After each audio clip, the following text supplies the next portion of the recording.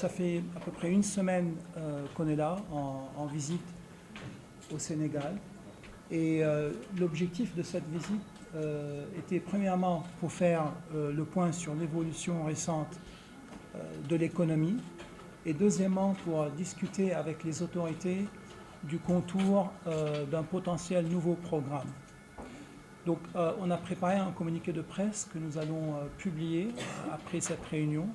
Et bien sûr, je vais parcourir ce communiqué de presse et à la fin, si vous avez des questions, nous sommes à votre disposition pour répondre à vos questions. Tout d'abord, je souhaite remercier le Premier ministre, M. Amadou Ba, ainsi que le ministre des Finances, et la ministre de l'Économie et le directeur national de la BCEAO pour nous avoir accordé audience et participé et permis de se réunir avec eux afin de discuter de la situation. Et donc, bien sûr, avec aussi d'autres collègues et collaborateurs du ministère des Finances, du ministère de l'Économie. Donc, en ce qui concerne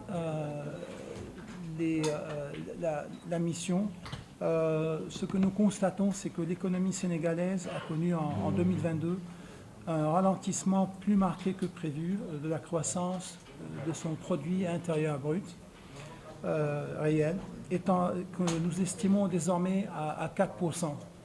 Initialement, on estimait la croissance pour 2022 à 4,8%. Cependant, c'est à cause du secteur agricole et du secteur de l'industrie qui sont ralentis plus que prévu. On a révisé cette croissance à peu près 4%. En ce qui concerne l'inflation moyenne de 2022, on l'estime à 9,7%. C'est le plus haut niveau depuis plusieurs décennies, en grande partie du fait de la flambée des prix des denrées alimentaires. En ce qui concerne les recettes fiscales, elles ont été légèrement inférieures aux prévisions, tandis que les dépenses courantes ont dépassé l'objectif fixé en raison principalement de l'augmentation de la masse salariale de l'administration publique. Les subventions à l'énergie ont atteint un niveau record, à peu près 700 milliards de francs CFA, ou 4% du PIB. Pour contenir le déficit budgétaire, les autorités ont dû réduire les dépenses d'investissement, ce qui a aussi partiellement contribué à la révision à la baisse du taux de croissance. La dette publique, elle est estimée actuellement à 75% du PIB, dont 68%, 67,5% du PIB pour le gouvernement central. Et le déficit des comptes courants s'est considérablement aussi creusé en raison principalement de l'augmentation des factures à l'importation. Donc ça, c'était pour 2022. Pour 2023, la croissance de l'activité économique devrait s'accélérer par rapport à l'année passée, bien qu'à un rythme plus lent qu'initialement projeté, tandis que l'inflation devait reculer de 9,7% l'année passée à environ 5% à la fin de cette année. Les perspectives à moyen terme restent favorables et devraient bénéficier à la fois du démarrage de la production pétrolière et de gaz à la fin de cette année ou au début de l'année prochaine, et la mise en œuvre de réformes structurelles visant à surmonter les principaux obstacles au développement du secteur privé dans le cadre du phase 3 du plan Sénégal émergent. Les premiers signes d'un resserrement des conditions de financement sur le marché régional des titres publics appellent à la vigilance et à l'élaboration d'un plan de contingence. Dans ce contexte, nous pensons que l'amélioration de la mobilisation des recettes fiscales et la rationalisation des dépenses publiques non prioritaires contribueront à atténuer les pressions financières tout en préservant la viabilité de la dette. Enfin, les négociations pour un nouveau programme soutenu par le FMI commenceront en marge des réunions de printemps du FMI qui se dérouleront le mois prochain à la mi-avril et se poursuivront à Dakar à la fin du mois d'avril. qui concerne l'ancien programme qui s'est terminé en janvier, compte tenu du contexte mondial, régional et local pendant les 3 prochaines années, je pense que le programme a été... Vous entendez? Oui. Le programme était, je dirais, positif. Sachant on a eu la Covid en 2020, puis il y a eu la crise, la crise en Ukraine. Et donc, prenant tout ce contexte-là, il y a eu pas mal de réformes qui ont été faites, qui ont été entamées. Certaines n'ont pas pu aboutir jusqu'à la fin. Et ce que nous souhaitons, c'est que ce nouveau programme que nous allons discuter avec les autorités puisse reprendre ces réformes. Il y a eu une certaine stabilité économique au Sénégal, des taux de croissance qui étaient relativement plus élevés que d'autres pays de la sous-région. L'inflation, à part l'année passée, et je vais en parler plus tout à l'heure, elle était contrôlée largement pendant la période du programme. Bien sûr, tout ceci avait un prix, et c'était l'augmentation au niveau du déficit public, qui était au-delà de 6% pendant trois années consécutives, et donc ce qui a contribué à la dette, et je vais en parler un peu plus sur la dette tout à l'heure. Donc, relativement, on peut dire que ce programme a eu des effets positifs pour le Sénégal, que ce soit au niveau de l'économie générale ou au niveau des réformes qui ont été faites. Maintenant, en ce qui concerne le nouveau programme, nous n'avons pas encore nous n'avons pas entamé les discussions formelles pour ce nouveau programme. Ces discussions formelles vont commencer là, à la marge des assemblées du printemps à Washington à la mi-avril, et vont continuer vers la fin avril quand nous retournons ici. Ce que nous avons fait, c'est que nous avons réfléchi un peu à voix haute avec les autorités, un peu comment on voit les choses, et aussi on a échangé des idées parce qu'eux aussi ils sont en train de préparer leur propre programme que nous souhaitons soutenir dans le contexte du financement que le FMI va pouvoir donner. Les idées ont tourné autour d'un programme probablement autour de 3 ans pour le moment. Et les axes principaux, les détails, il faut qu'on en discute des détails, mais les axes principaux, si vous voulez, c'est renforcer la résilience des finances publiques. Comme je disais tout à l'heure, il y a eu des déficits assez élevés pendant les 3 dernières années, ce qui a contribué à une augmentation du niveau de la dette. Et donc, il est important là de renforcer la résilience des finances publiques à travers une consolidation graduelle des finances publiques et essayer de mettre la trajectoire de la dette avec une tendance baissière graduelle. Maintenant, la dette publique, elle est toujours soutenable, c'est une dette soutenable, la dette du Sénégal. Elle est à risque modéré si on fait une analyse de la viabilité de la dette, ce qui est bien. Comme vous savez, il y a les risques au niveau, quand on fait une analyse de la viabilité de la dette, c'est à risque bas, modéré, élevé ou non soutenable. Donc on est vraiment dans la bonne catégorie, le Sénégal est vraiment dans la bonne catégorie, c'est d'un risque modéré. Mais comme monsieur l'a dit, la marge de manœuvre, elle a été épuisée à cause des déficits les 3 dernières années. Et donc c'est de là l'importance d'une consolidation graduelle sur les prochaines années. Ceci à travers un renforcement des recettes internes et des dépenses, une rationalisation des dépenses de façon à ce que aussi ça peut aider à réduire le déficit. Donc ça c'est le premier axe, si vous voulez, du nouveau programme.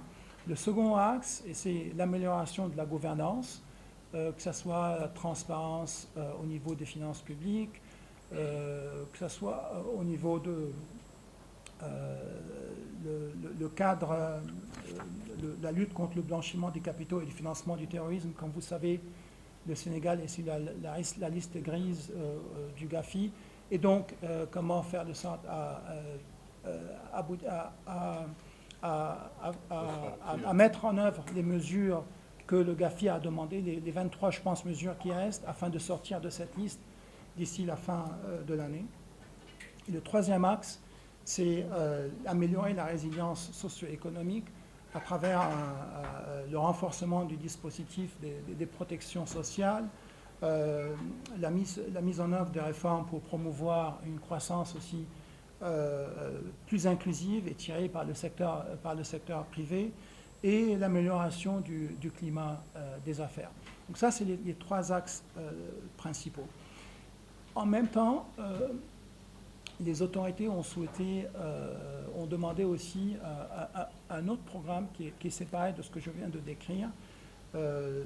La nouvelle facilité que nous avons, la facilité de résilience et de durabilité contre les changements climatiques, c'est une nouvelle facilité que nous avons introduite au FMI l'année passée et que les autorités ont souhaité en bénéficier. Donc, effectivement, quand on retourne, les discussions vont se focaliser sur deux programmes concomitants.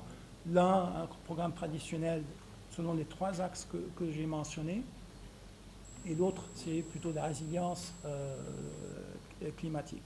Donc ça, c'est pour le programme.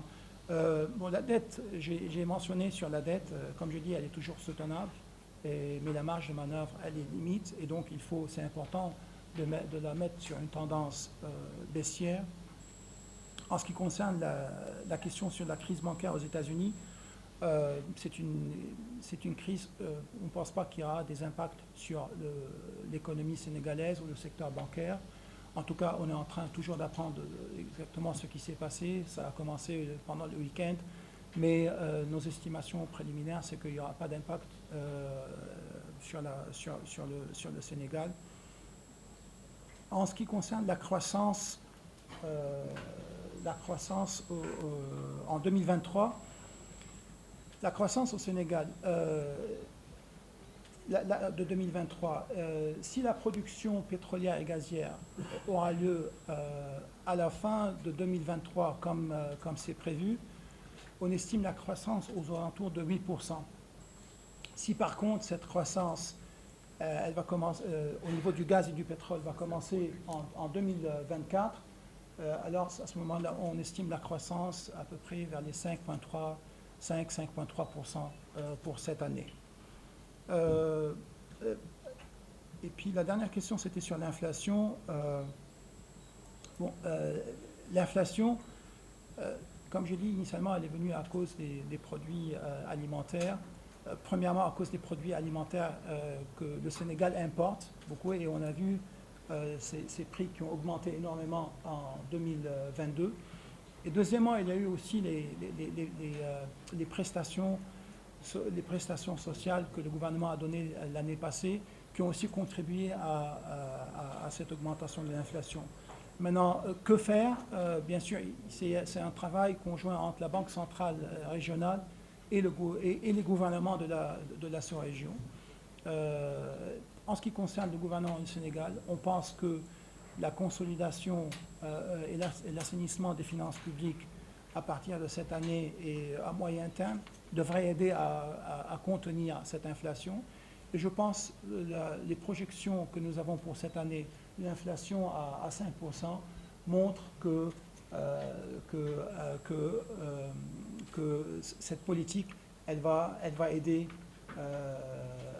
pendant cette année, et en espérant aussi au-delà de 2023 à la contenir. Et éventuellement, on espère que l'inflation convergera à peu près à 3%, 2 à 3% à moyen terme.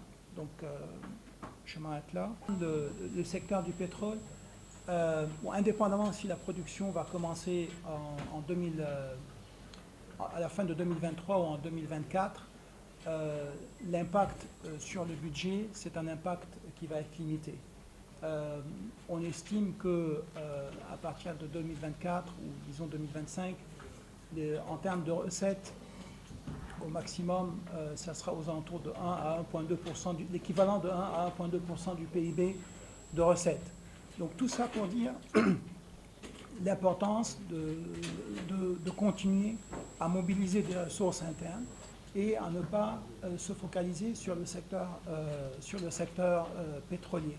Et ces estimations de recettes pétrolières aux alentours de 1,2% du PIB, ça c'est au moins sur les 5 prochaines années, à partir du moment où la production pétrolière commence. Et donc c'est très important de ne pas se concentrer sur ce secteur et oublier les autres secteurs de l'économie. Ce qui m'amène à la question qui a été posée sur le secteur agricole et industriel. Ces deux secteurs qui sont très importants pour le Sénégal. Et donc l'importance pour ces secteurs, c'est premièrement de pouvoir renforcer le climat des affaires pour les deux secteurs et voir comment les aider à continuer à se développer et à employer des jeunes et d'autres, et non jeunes, tout le monde. Donc, ces deux secteurs qui sont très importants par rapport au Sénégal, et c'est important de continuer à se focaliser sur ces deux secteurs et de ne pas les oublier, rien que parce que le pétrole va commencer à être produit à la fin de cette année ou au début de l'année prochaine. La question du financement sur le marché régional, en effet, c'est une question très importante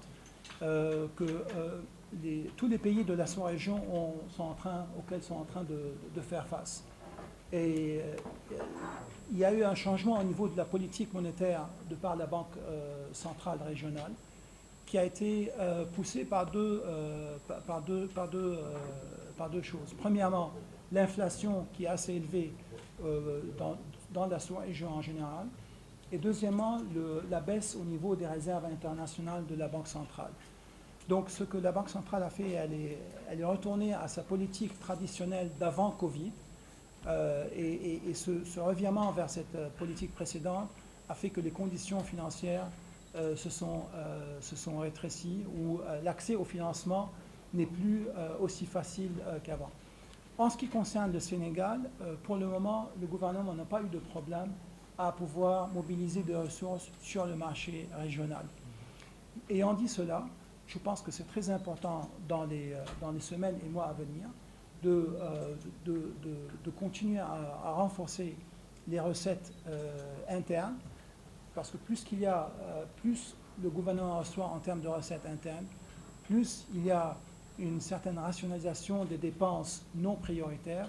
Ceci permettra à contenir le déficit et donc à avoir moins besoin de recourir sur le marché régional. Donc pour le moment, ce n'est pas un problème pour le Sénégal, mais c'est quelque chose que les autorités devraient continuer à garder un œil dessus avec vigilance et de façon à ce que si le problème émerge, il faut qu'il y ait d'autres solutions ou d'autres approches de façon à ne pas impacter l'économie.